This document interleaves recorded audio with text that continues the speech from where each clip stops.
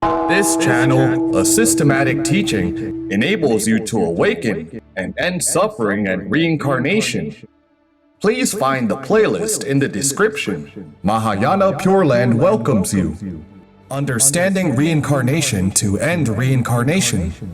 The Scientific Study on Reincarnation and More. Part 16. The Study of Supernatural Power.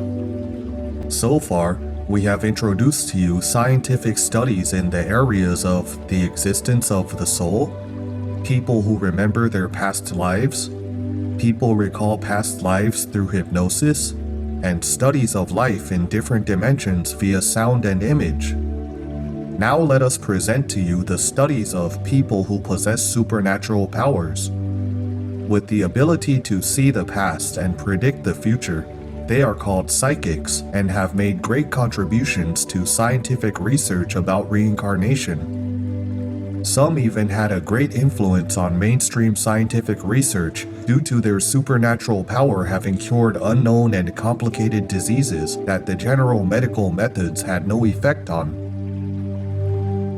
The cases of miracle worker Cayce. One such psychic was Edgar Cayce, 1877 to 1945. He was able to go into a hypnotic trance without assistance. He often said that the patient's illnesses in their current lives were caused by events in their past lives, and he believed that the root cause of illness involved reincarnation. He had a high profile because of his success in curing patients. Once, a mother in Kentucky whose baby was born with a seizure disorder contacted Cayce for help. 3 specialists were giving her child treatments, but he was getting worse, and doctors predicted he would die. Cayce received guidance during a trance, advising the mother to give the baby a poisonous extract from the Atropa belladonna plant. The doctors strongly opposed the idea of giving the child a poisonous drug, but the desperate mother insisted on following Cayce's advice. Soon after taking the medicine, this boy slowly stopped twitching. He fully recovered from the disease shortly after. This was a miracle in the history of medicine. Cayce treated 14,000 cases in his lifetime, many with great success, but his practices came under scrutiny by skeptics, such as Harvard University psychologist Dr. Hugo Munsterberg. They thought that Cayce might be setting up a scam to fish for fortune and fame, but in the end they were all convinced that he indeed had supernatural power. A scholar, Gina Sermonara, PhD, after doing research on Cayce's 2,500 cases related to reincarnation, wrote a book titled Many Mansions, The Edgar Cayce Story on Reincarnation. In addition, a special museum in the US was dedicated to him, and a foundation continues to do this type of work in his name. Cayce sometimes observed the patient's past lives to find the root cause of the illness in this life. He usually called the root cause karma. He described karma as such. Karma is like the boomerang, the weapon that Australian Aboriginal people use. When one throws out a boomerang to strike a flying object, such as a bird, the boomerang will return to the person who threw it. So we will get good rewards when doing good deeds, and will receive evil retribution otherwise. The definition and origin of supernatural power. According to dictionaries, supernatural power refers to force or power that can be attributed beyond the scope of natural laws and cannot be explained by science. In Buddhism, supernatural powers specifically refer to the supernal powers of unimpeded abilities, generally divided into 6 types of powers. These 6 types of supernal powers include celestial vision, celestial hearing, knowing others' minds, knowing previous lifetimes, unimpeded bodily action, and the extinction of defilements. Supernal powers are mysterious and very enviable for many people. But where do supernal powers come from? The most famous revelation would be the verse of Master Hui Neng, the sixth patriarch in Chinese Zen Buddhism. Who could have expected that self-nature is innately pure? Who could have expected that self-nature is innately neither arising nor ceasing?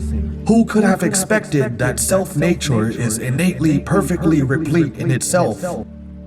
Who could have expected that self-nature is innately immovable?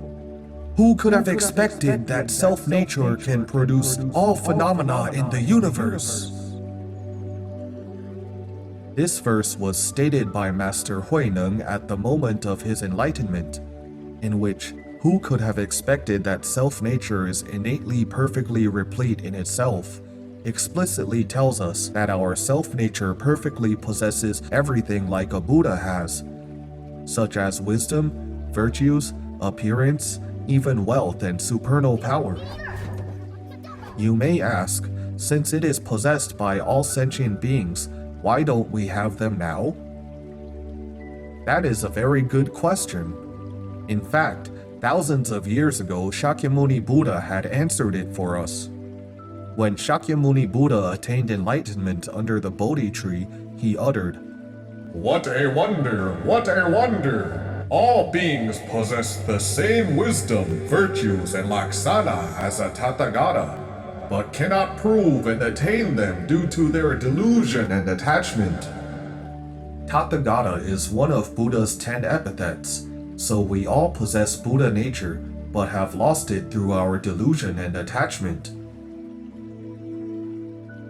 How do we obtain supernal power and discern a Buddha from a demon? Now we know that delusion and attachment are two reasons for us to lose our wisdom, virtues, and all capabilities of a Buddha. It is reasonable to say that when we eliminate our attachments and delusions, all our capabilities will be recovered. In other words, the purer our minds are, the more our Buddha nature will be recovered. This truth will indeed help substantially with our spiritual practice. According to Master Jin Kong, the contemporary mentor in Pure Land School, there are 4 types of sentient beings who possess supernal powers. The first type is beings who get retribution from being transmigrated to the realms of heaven or ghosts. They immediately possess some degree of the 5 kinds of supernal powers. The second type is people who recover supernal power by cultivating a pure mind. The degree of their powers is determined by how pure their mind is. The third type are the beings in the realms of fairies and demons. They use medicine to help them recover the abilities, but can only recover relatively small abilities. They can accurately predict things only in the near future, about 3 months. The last type are those who were possessed by spiritual beings. This supernal power does not come from themselves. When the spiritual beings leave, they no longer have the power. This is very common. There are good and evil spiritual beings. Good ones accrue their merits by transferring powers to help others, while evil ones play tricks on you, making you suffer. If we try to discern Buddhas from demons by their supernal power, there is no way to see their differences. That's why Buddhas, in order to avoid confusion for all beings, do not use supernal powers, but give teachings about the truth of life and the universe to help them awaken. While demons do not use teaching methods because they are not enlightened to the level of transcending reincarnation to understand the truth of life and the universe. This is how we can discern a Buddha from a demon. In Chinese history, there were many cases of a Buddha or Bodhisattva manifesting supernal powers, and after his identity being revealed, he left the world immediately. So we can speculate that if someone's identity has been exposed but he still lingers in the world, he must be a false one, not a real Buddha or Bodhisattva. Many patriarchs in history admonished us not to be obsessed with supernal power when learning Buddhism, because you then create opportunities for demons and can easily be controlled by them. Once you are controlled by a demon, it is very difficult to escape from them. Your life would be turned upside down and you would receive excruciating misery. Therefore, we must be clear about this truth and never be curious about supernal power. We should simply practice a pure mind conscientiously.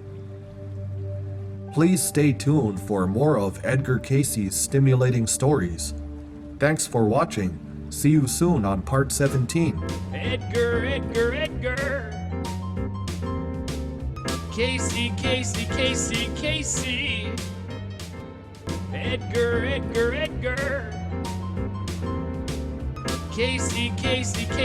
Cayce Edgar